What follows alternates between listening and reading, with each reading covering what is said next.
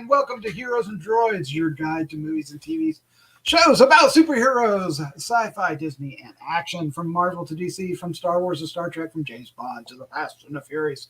We will review theatrical films and streaming delights you care about most. And tonight we are returning to WandaVision for episode 4, titled We Interrupt This Program. And boy, do they ever. There's a lot to talk about tonight. All right, joining me tonight, my name is Doc Ratton, and joining me tonight is Chris Slattery. He's the Slattman. How you doing, sir? Good. Excited to be on this podcast, but it's just a podcast. I can't give you any more information about it. No. Oh, you booger. All right, also joining us tonight, award-winning filmmaker, Christopher G. Moore. How you doing, sir? I'm doing good.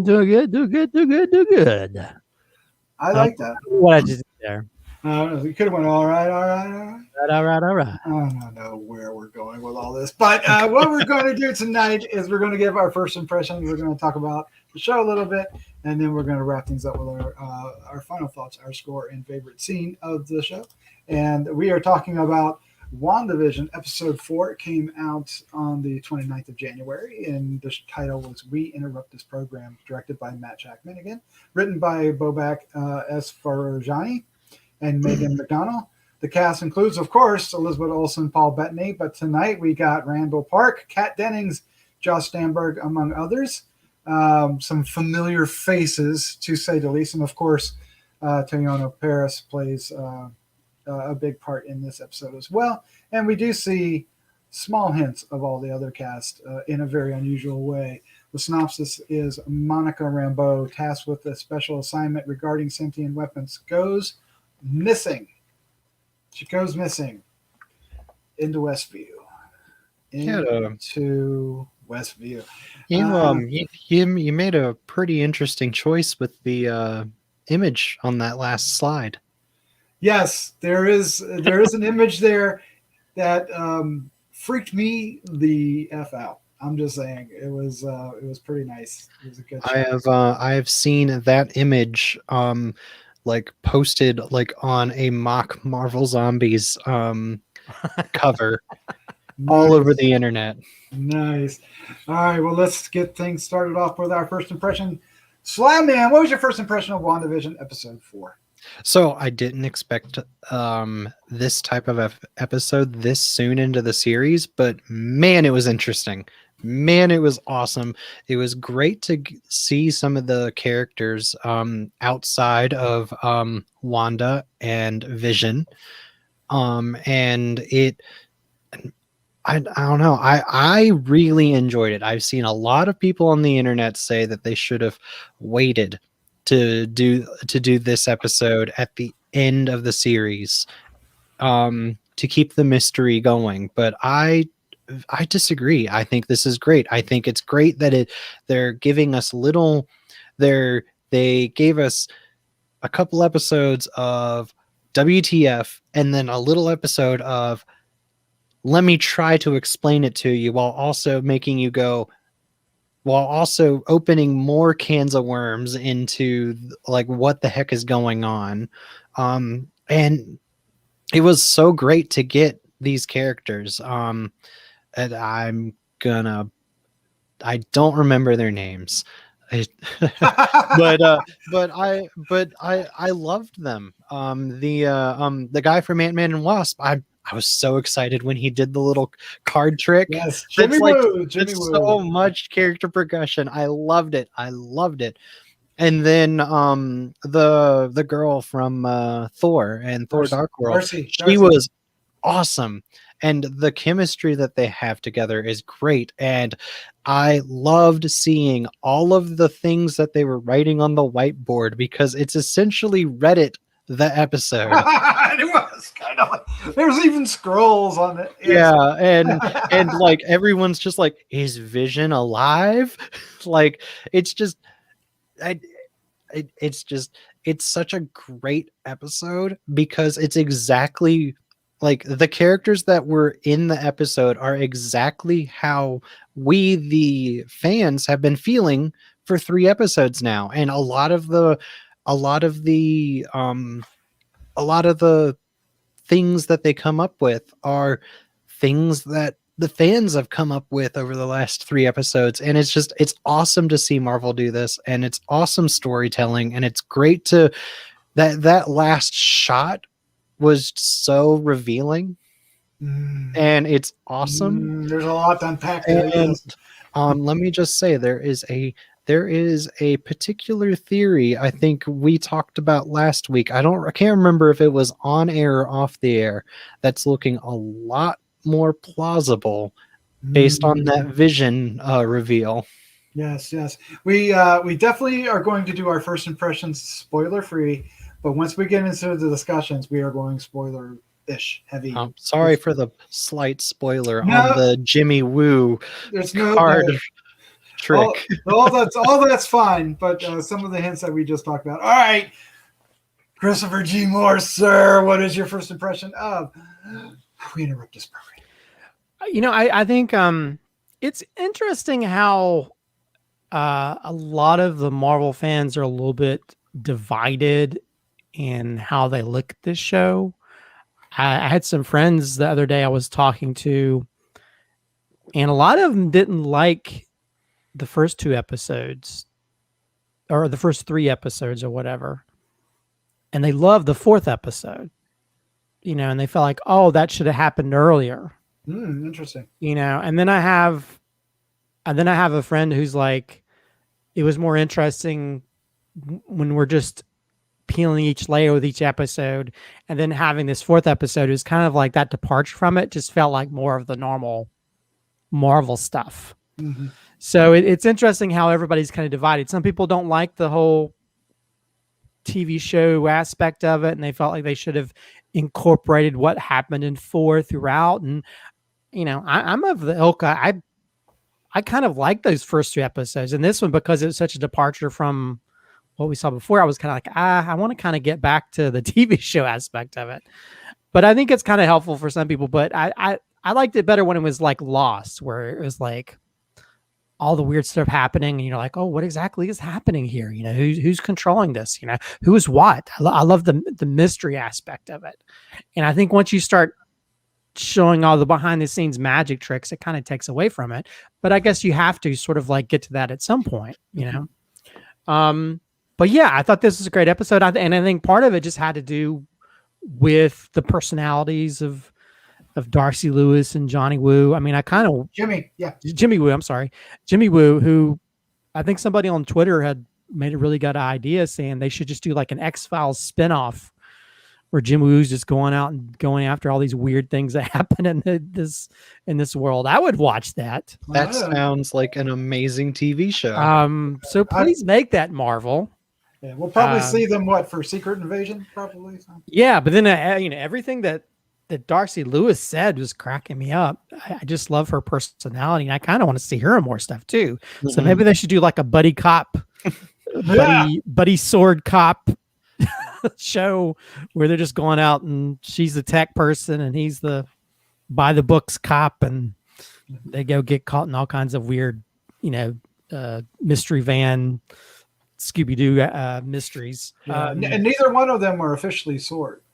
Only Monica's. Well, yeah, they just go on their own, get their little mystery van going around the country. Can we take a moment of silence for that cup of noodles, though? Oh, the cup of noodles. Yeah. But yeah, I mean, I think, but it is. I love how that we do get some explanations for stuff. I think it has a very powerful opening when it ties into Avengers. The blip ties into the blip. The blip. Which I know that Kevin Feige actually explained that, like with the blip, when people come back, that somehow this supernatural force, when it allows people to come back, it's not going to allow them to come back in a way that, like if they were in an airplane, they're not going to be in the air anymore. So I heard about that. Although the whole time I'm thinking, what if somebody was taking a crap and, and they blipped back? And somebody what was about if they were there on the giving toilet. birth? What about if they, So Well, I saw a pretty interesting theory about that, where it was the Mind Stone doing like an AI type, like like simulation to see would they be safe if they came back here? Were they in the middle of something that would be harmful if they came back here? But what level of harmfulness? Like if they're in the middle of having sex with somebody and they showed up in somebody's house that doesn't live there anymore. I mean, I think at this point we're thinking about it a little. I know. That's the whole thing I'm thinking about. But then anyway, because the people were just like you digress back on gurneys, and yeah, because my mind goes up in a weird place. But yeah, I mean, I think the but we learn there's a lot of new pieces of information that even open up a whole new things for the future. I mean, especially with Sword dealing with nanotech, which could tie into some later stuff with the war involving, Iron Man's nanotech stuff. I mean, so there's and you talked about the Reddit thing. I thought that it became almost like meta, to where it's like we're watching this, but then they seem to be watching it too, and it's like what? Yep. So yeah, it's kind of fun, and I think we learned a little bit more about which we kind of thought would happen with the whole beekeeper guy. Yeah. Not AIM. Well, not AIM, but he had the suits that they always made jokes about it being like a beekeeper suit. Yeah. And that when you go into that realm, it transforms you. So there's so many great things in this episode, and we learn a little bit more about what happened between Red Scarlet Witch. Red Scarlet. I don't know. My mind's not working well today. I'm not good with words. Although something I just noticed that I just found out recently, have you noticed, I mean, first of all, you have like Westview, which is W and V for WandaVision. But did you notice that Westview TV, the end of West and the beginning of View spells TV? No, I didn't. No. Oh, so there's like, and every number on the show ties into something usually, whether it's like like usually the comics that a certain character popped up in. So, and then there's like so many weird theories. I mean, that's what I love about this show. There's so many theories. Like I read some theory on TikTok where the guy said that the rabbit in the cage from the previous episode might be Doctor Strange. That when he came into her universe, he turned into a rabbit because he's like a magic magician. Yeah. So it's like so many crazy thoughts because the rumor is Doctor Strange may pop up at some point in this series. There's a lot of rumors. About. Yeah, so anyway, this is almost like this is the behind the scenes of the Magic Act type thing, to where we're trying to figure out what's happening, and we still don't know everything. There's still a lot of like pieces of information we haven't figured out yet. We're just as like them trying to figure it out. But I think when you have such interesting characters, and then also we may have seen. Anyway, I'll stop talking. I feel like I'm gonna get very spoilery. Yeah, let me get my first impression in, and we'll dive right in. I'll do it real quick. My first impression is I love this. I love it. This is everything I wanted out of the Marvel Cinematic Universe on Disney Plus. It is hitting all the right buttons for me. I love the characters. I love the mystery. I love how this episode begins before the show starts and picks up right at the end of the third season with where the third episode where the fourth episode ends. It just wraps it all up. It's like, okay, it's a little like blip, what is going on? And then now we know we have a linear tie to it. And it feels like there's some things that we can start grabbing onto and understanding. And I like that. But it's not giving anything away. We still don't know the secrets. And all the mysteries that we were wondering, some of them are starting to ring a little true, and they're ramping up. And like what's up with Wanda and what's up with the Vision? The Vision does some interesting things in this particular episode that we need to discuss. And of course, getting our characters, Darcy and Jimmy Woo, and of course Monica. The interaction between them was really, really fun, and I like that. I was a little annoyed. Okay, so the Darcy character might be annoying to some people, and she was a little annoying. But when she's with Jimmy, she realizes some things, and you can see it in her face. And I thought that was so subtle and so great. When she decides to open up and say that she has an idea, and of course then she cries when I was infested. So I mean, it's just a lot of fun. So I really do. I like these two characters as well. And I missed the magic trick at the beginning when he does the little card trick that he learned from Ant-Man. But I did see it when I watched it the second time tonight. So that was a real special treat. The callback to that. Yeah, so a lot of fun stuff. A lot of great stuff. So let's dive in. And I suppose we could start with the blip, because I was really shocked that they started with that. And it basically has Monica kind of, coming back, right? She's coming back with the And one of the cool things about that is if you listen closely, there's a lot of dialogue in the background audio from Captain Marvel of like her speaking. So it's signifying that as she's coming back, she's regaining all of her memories. Nice. Just a small little touch that's really cool. Nice. Yeah, and I liked how, it gave us, because the only other version of this is what we got in down to Spider-Man 2, right?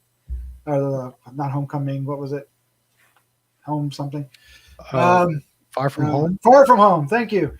That was played more for comedic value, and this is more dramatic. Well, exactly. This is more horrific, actually, if you think about it. Psychologically, yeah. Very interesting. I like that they started there, and then we ramp up, and she comes back to Sword, and of course things are different. And she can't even get in. Her car doesn't work. It's been 5 years. How horrifying is that to wake up? You think it's 20 minutes when you napped off and dozed off, and you wake up and it's been 5 years. That'd be horrifying in and of itself. Like, I'm surprised that the doctor didn't realize it sooner. That that she came back from the blip or something,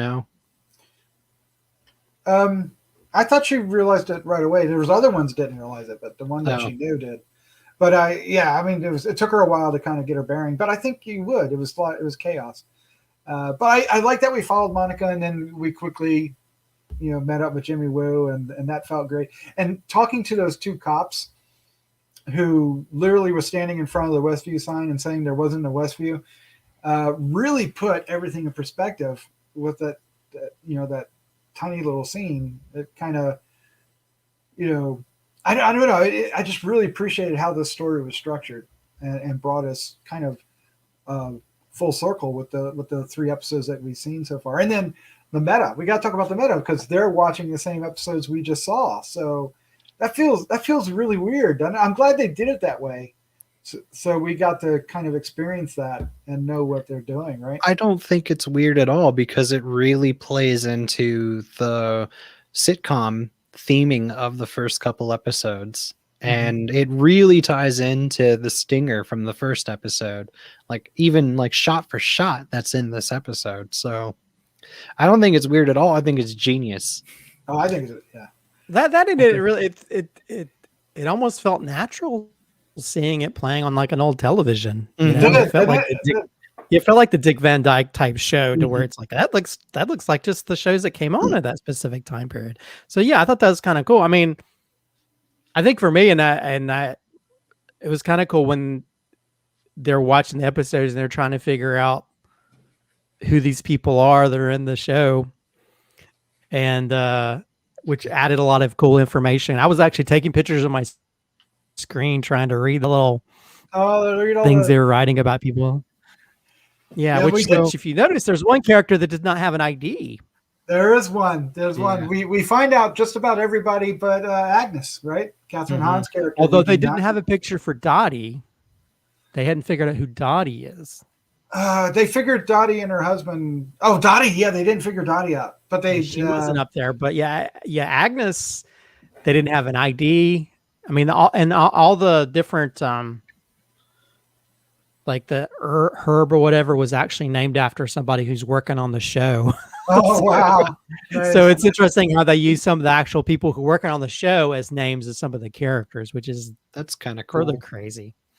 So one of the really cool things that I noticed when watching that was when they were all crowded around the TV and the director of Sword like saw that Vision came on screen. He immediately was like, give me transport back to Sword Base. If you think about it, based on the reveal at the very end, and it's fact that it's been 3 weeks since the blip, or 3 weeks in like a day, that's enough time for Wanda to go steal the body and drag Vision's body back to Westview. If it was being held,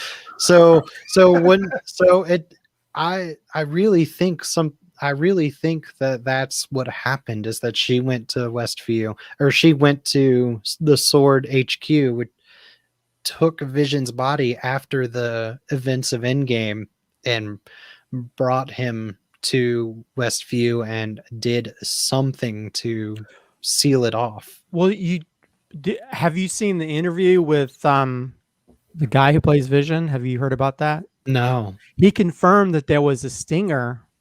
There was supposed to be a stinger in one of the Avengers movies where she pulls his body out of the morgue and does some kind of magic, and it cuts away.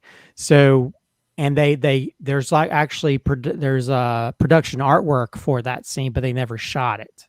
Oh wow! And Paul Bettany's Paul Bettany. So they were actually gonna do that, because he talked about it, and because actually when they contacted him to do this show, he thought they were saying, "Oh, we're not going to need you as this character anymore." And he showed up at the meeting and was like, "Well, it was nice knowing you guys." Like, what, are you quitting on us? Like, what? No, we want to offer you a TV show. Oh, okay. But yeah, there are a lot. That's been the big chatter, is that there was supposed to be a scene at the end of one of the Avengers, I guess the last Avenger film or whatever. That would make sense. Or maybe this, one of those. And so that definitely would have tied into this as to when she might have gotten hold of his body. And it would make sense why he would be freaking out that he's seeing Vision on TV when he's supposed to be in a morgue at Sword headquarters. Yeah, it's going to be interesting how all this ties in. We still have 5 more episodes to figure it out. But let's talk about stuff toward the end of this, because we get the confrontation between Wanda and Monica. You mean the scene where Wanda literally pushes Monica through the fourth wall? Yes, absolutely. But there's a lot of conversation and dialogue there as well. It really makes there's something going on, and because the show ends, and I'm kind of stuttering here because the show ends. I'm kind of bouncing around. The show ends with Monica saying that it's all Wanda, right? It's all Wanda. But we got to talk about the Vision too, so put a pin in that. But is she doing this? I feel like it's a red herring. I feel like she's being manipulated. That it isn't. I mean, it is her, but it isn't really her. Does that make sense? Like someone else was like, kind of like someone else gave her like if you do this, you'll have your happily ever after, but it's kind of like a fool's gold almost. Yeah, I think she's the puppet and somebody else is the puppet master, but I don't know who it would be. Well, I have my suspicions, but right. Yeah, I mean it's it's a weird Weekend at Bernie's, or I guess Weekend at Wanda's type situation, to where she's somehow Weekend at Visions. Yeah, Weekend at Visions, to where she's sort of manipulating. And somebody had brought up an interesting concept that maybe she's because of her grief, she's had like a mental split, to where Vision is almost that's like she's become almost like bipolar or something, to where Vision is like the good part of her conscience, and then the bad part of her conscience she's dealing with, and so her good conscience is trying to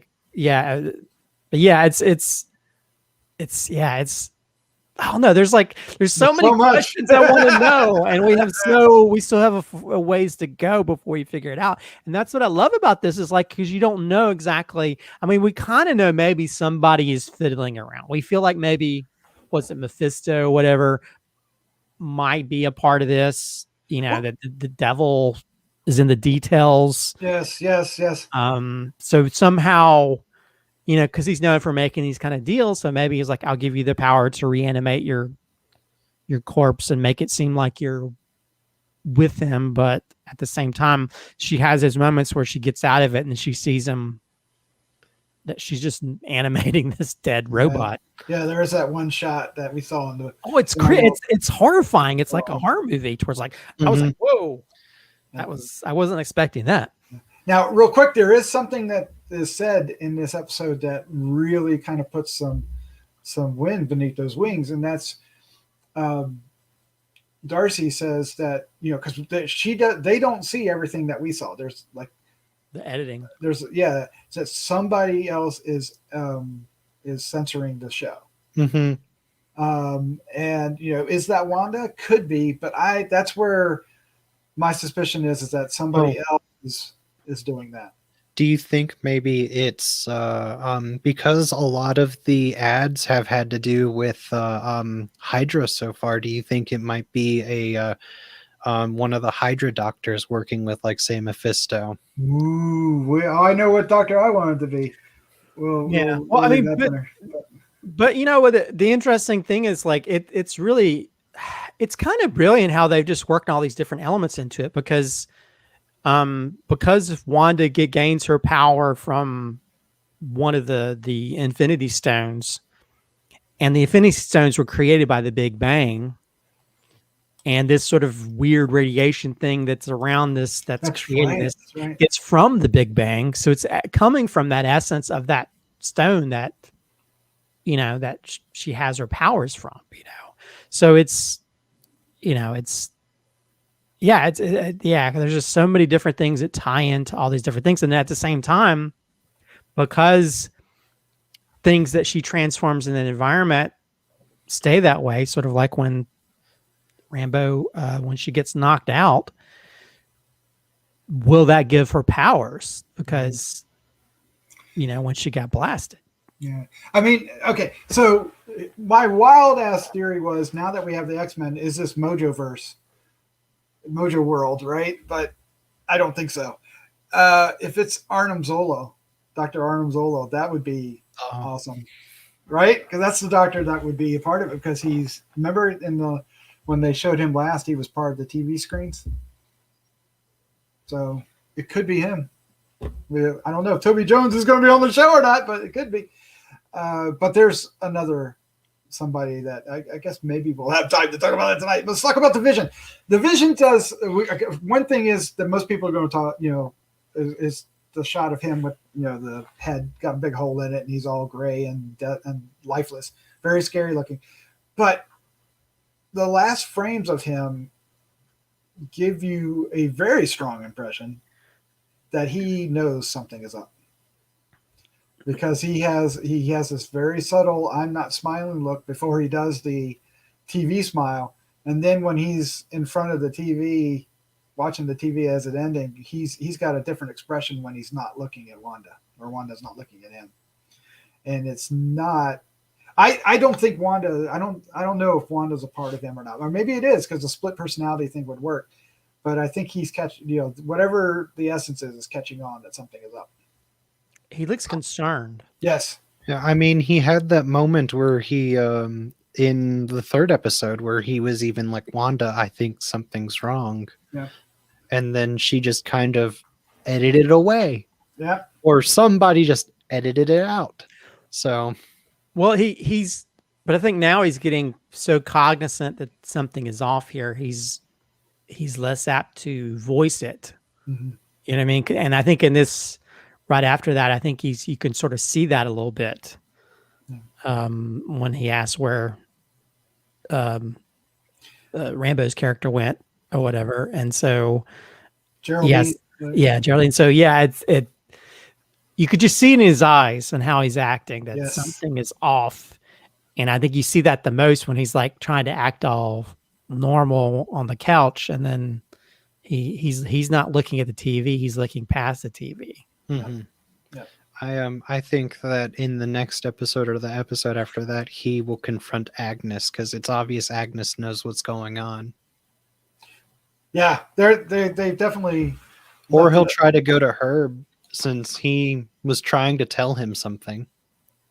Herb. Okay, so there's something else I want to talk about, but I'm not going to mention it. We're going to talk about it next week for certain. There's going to be a familiar face show up next week. And like confirmed? Confirmed. I've seen the promos. Oh, I have no idea what you're talking about. And it is from the Marvel Universe, but maybe not the MCU. You talk about the episode 5 promo? Yeah. Let's put a pin in that. Everybody. Yeah, although I will say, supposedly there's been some stuff that's been leaked by the next couple episodes, and I would not, if I were you, don't go look at it. I refuse to look at it because suppose it gives away some really good information. Yes, and I think that's what I'm pointing towards. And I can't wait. If it happens, it's going to be really, really awesome. It's going to be interesting to see how that plays out. It's going to be awesome regardless. It's going to be a great guest star. Yeah,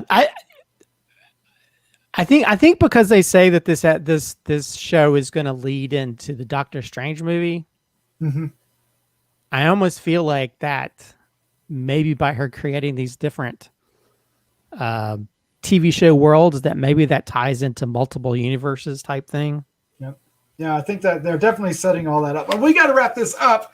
Let's give our final thoughts, our score 1 to 5, and our favorite scene. There's a lot to choose from. We can't all choose the Vision scene.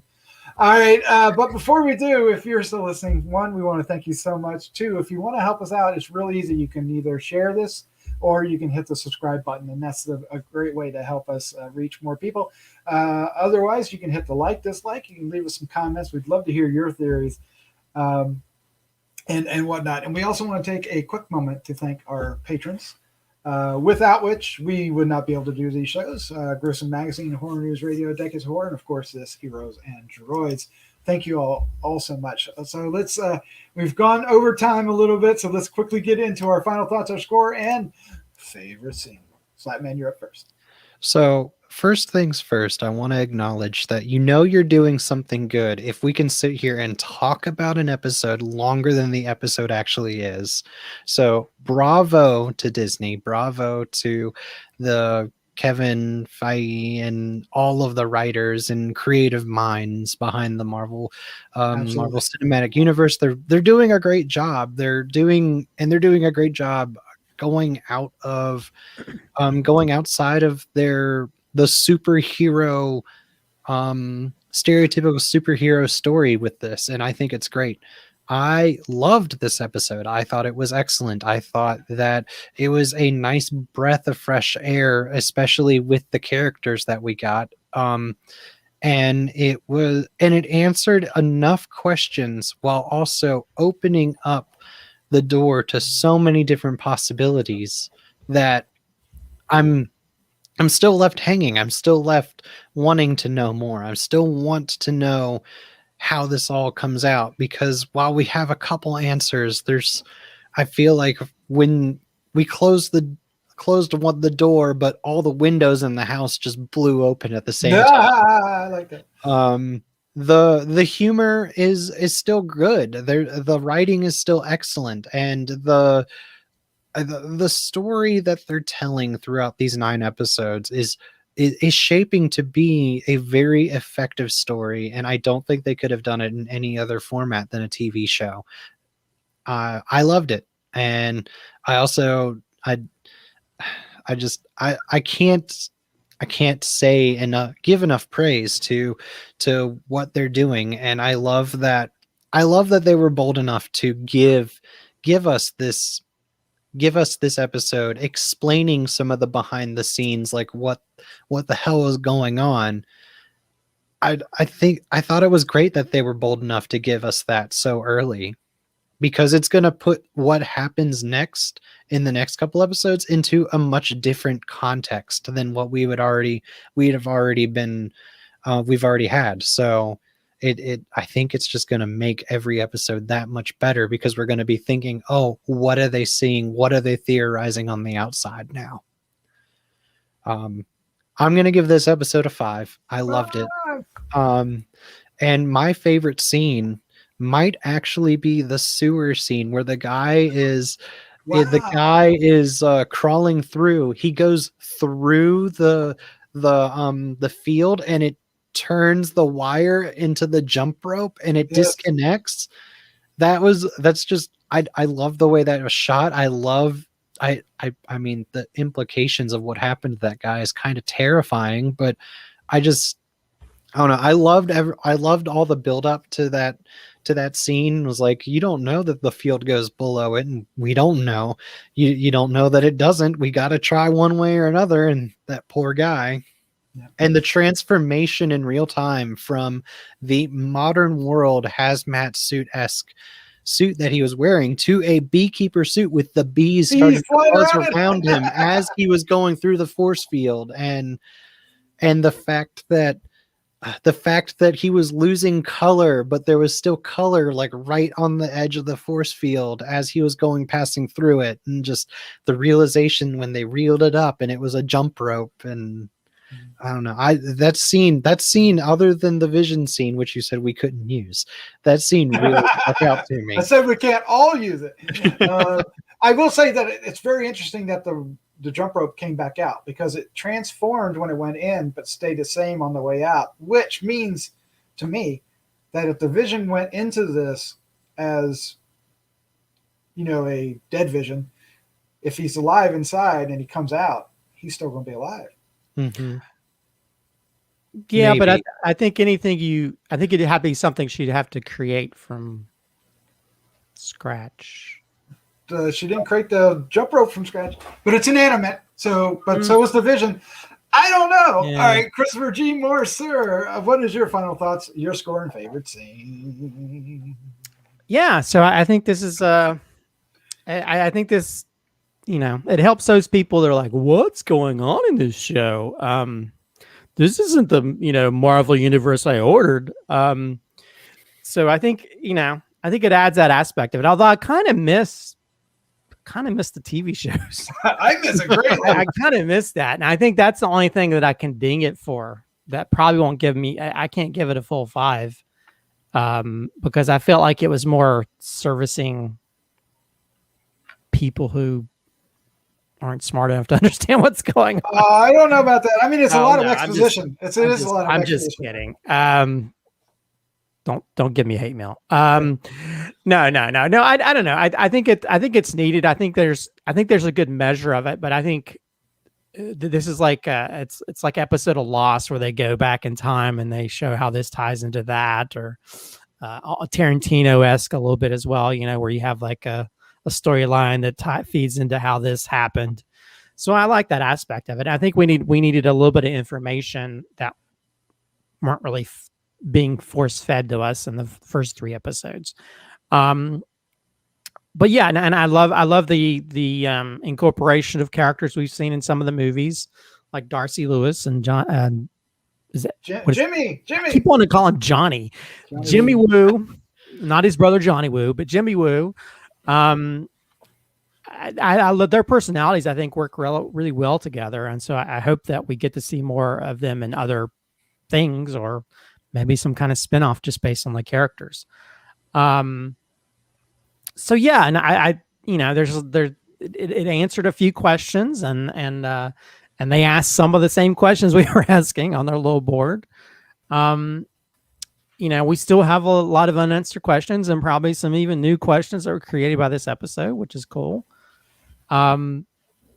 So yeah, I think it's a really cool episode that sort of, I think we're definitely going to meld in the same way that these people melded into this new world. We're now going to meld what's happening on the sword end with the TV end. And so we're probably going to flip-flop back and forth, which will be kind of interesting. And then it seems like also just by promos, other characters are making themselves known that they're not as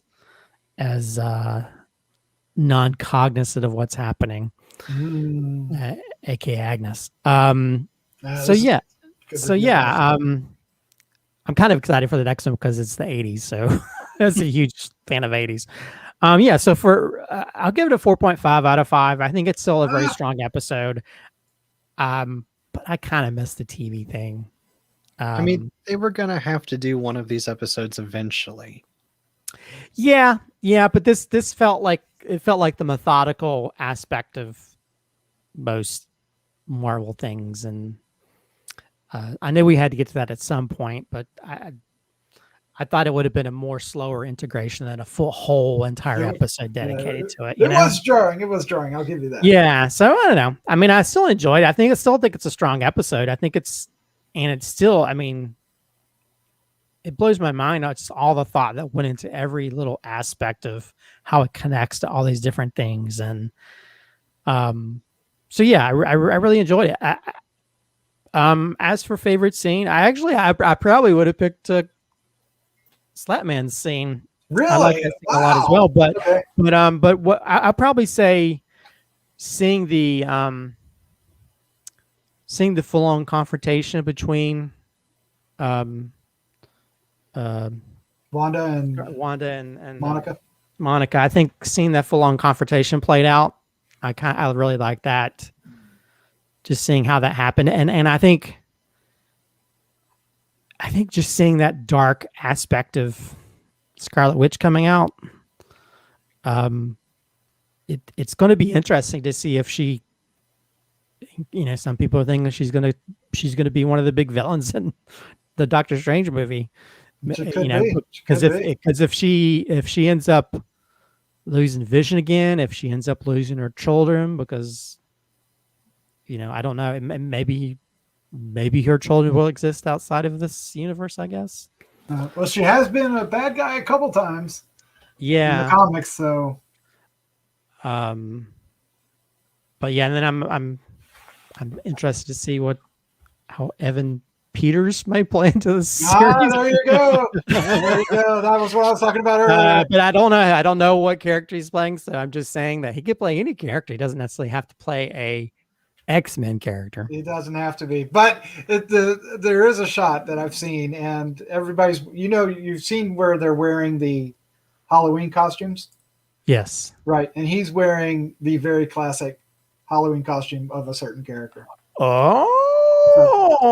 And I'm not fooling anybody by not saying it, but I mean, that really goes into the whole Mephisto, like, it could very deal well with the devil. Yep, it could. Because you strings attached. Get your brother back, but it's not quite the right one.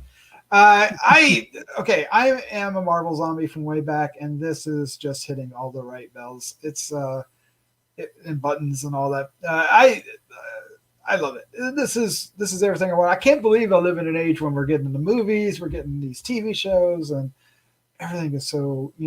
I grew up watching Lou Ferrigno's The Hulk and this really weird Spider-Man show, and it wasn't quite the same. It was great having that, but it wasn't this. And it's there's so much promise and so much, they're not afraid to explore all these little corners of the MCU and really bringing those to light.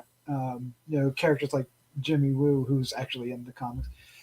Different kind of character in the comics, but it's kind of fun. It's kind of fun to have. I also like the way that CRISPR keeps trying to make Jimmy Woo, instead of being an FBI agent, he wants to make him the director of Face Off, but that's all right.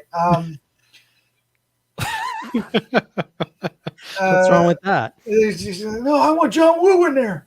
John Woo. That's why I got John Woo in the brain. Yep, you got. By the way, and today they just announced a Wakanda TV series. Oh, they did. Happen, so. Yeah. I don't know. Is it just rumors that actually? I guess it is an announcement because it got confirmed by Variety. Yeah, so that's exciting too. So I love it.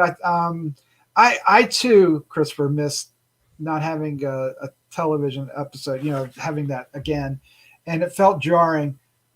even though I really loved it. So I'm going 4.75 as well. Not quite a 5, but really close. I will share that the wifey watched it, and she's been scratching her head all along, but enjoying it. And this particular episode just made her lose it. She was like, I got no idea what's going on. I got no clue. Oh, wow. And I said, the more they told, the more she was confused. I said, just go with it. Just go with it. It'll all be better. It'll be better. So so that happened. But my favorite scene, you guys took my favorite scene, the conversation. So if it's not that, it's going to be when they're all huddled around the TV watching the shows and trying to figure it out. And, she's, is this, is it that? And they start bringing up all these crazy concepts about this radiation and that radiation and the signals lying underneath it and who's editing it out and all these, they're just dropping mysteries left and right. And I'm going to go with that. I thought that was really interesting. It's just how they were trying to, pull out of this, trying to make something out of it. And the it's a sitcom. Yeah, it's a sitcom. I'm going to go with it, right? That's the theory. So Evan Peters, I think it's next week. If it's not next week, it's the week after, but I do believe it's this coming week coming in. So join us when we start talking about episode 5 and see what comes to light. All right. Slattman, Christopher, thank you so much for joining me. This was a lot of fun. Hopefully Vanessa will be back next week to talk about this show some more. It's such a fun show. I mean, it feels good to have a show where every episode you're like trying to find all the Easter eggs and trying to understand what this means and what's going to happen next. We sort of see where it's kind of going, but we don't know who's controlling what. It's like, it's feels like when I was watching Lost, and you just like it does that. This episode is kind of like the Hatch episode, right? Yeah, it is. Like that's why I keep comparing it to Lost. It's like the MCU of the Lost of MCU. Because I remember when the Hatch episode of Lost, when they started up, I think it was season 2 when they started up, and it was inside the hatch and the music and everything going on. That's kind of what this show felt like. Just 3 episodes. Yeah, if we start seeing lens flares, J.J. Abrams, get out of our MCU. You've already touched Star Wars. You don't have to touch MCU. Oh, there you go. Oh, wow. Sticky fingers. All right, let's move on. Let's say goodnight. Good night.